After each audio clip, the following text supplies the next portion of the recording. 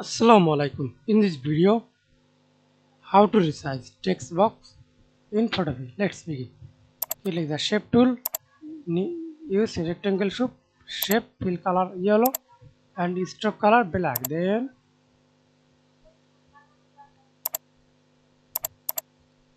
stroke size. Then click the text. Type inside or outside. Okay. Type text inside or outside. Example, I type this inside. Type anything. I type new layer, then type anything. Text box.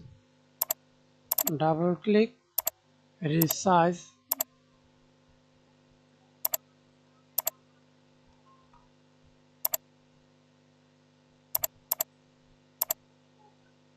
Hold Control, select the text box, align middle. Then press Ctrl Z. Resize.